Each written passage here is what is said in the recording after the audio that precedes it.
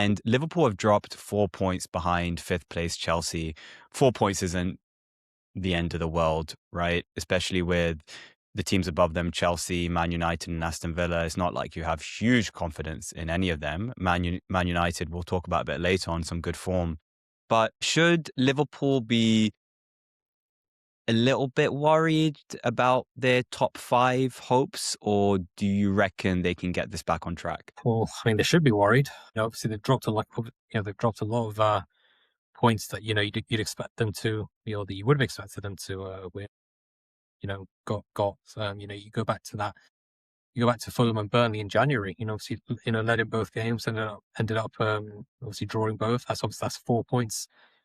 Drop right there. If you had them on, they'd be level with Chelsea. So just goes to show you how damaging those drop points could be come the end of the season. Look, there are plenty of twists and turns to come. I think Liverpool still have to go to Old Trafford. They still have to welcome Chelsea to Anfield. I think their final away game of the season is at Aston Villa, which could be a massive game as far as Champions League qualification goes. So I wouldn't rule them out right yet, but with the way that the way it's going, the way it's all more or less going for them, I think it is. I think you do have to worry for them at this stage, particularly at this stage of the season. There's three and a bit months to go.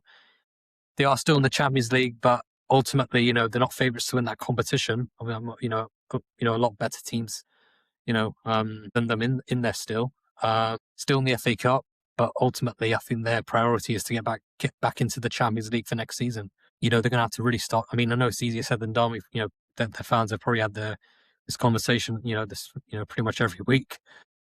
But ultimately, they're gonna have to start going on a run, try and pick up some points. Sunderland on Wednesday, the only Premier League team still yet to lose a home game, so they're certainly gonna have their work cut out there. Particularly without a fit right back. Then they go to Forest away, a team fighting for their lives.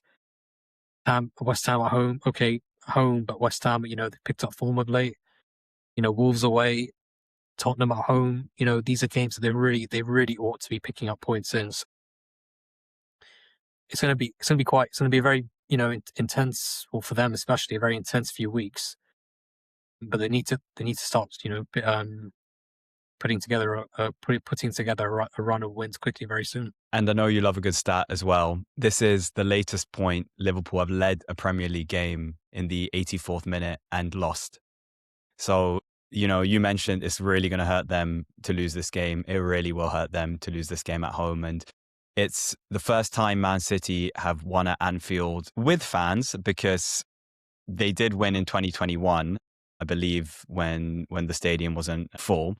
It's the first time that they won with fans since 2003, or we can say the second time that they've won at Anfield in 23 years, right? So it's huge for Man City, and I think huge credit to them, because to come back with 2 late goals at Anfield, which is a really difficult place for any team. I know Liverpool have lost a lot of games at Anfield, or dropped points at Anfield this season, but when big teams go there, it's always a big thing when they pick up points. And Man City didn't let their heads drop. I think, forget the Arsenal side of it, forget maybe even the title side of it. I think Man City will take huge confidence from that comeback. 2 goals in the last, one in the last minute, and then obviously getting that penalty at 95. They'll take a lot from it.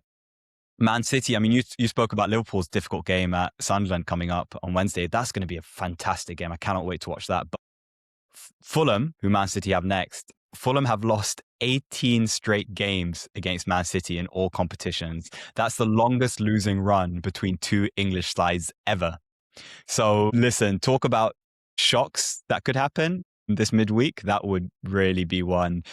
So yeah, I think this game is more about, or going after this game, it's going to be more about how Liverpool respond against Sunderland.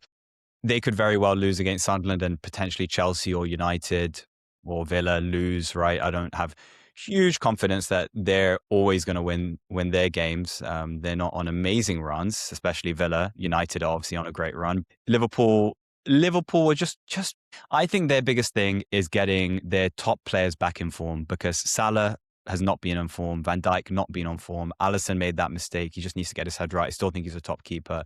But I think that's going to be the key for them. If they can keep their players fit and just get Salah and Van Dijk to decent form, because there's still a huge positive in Liverpool, which is Szoboszlai. I thought he was brilliant this game.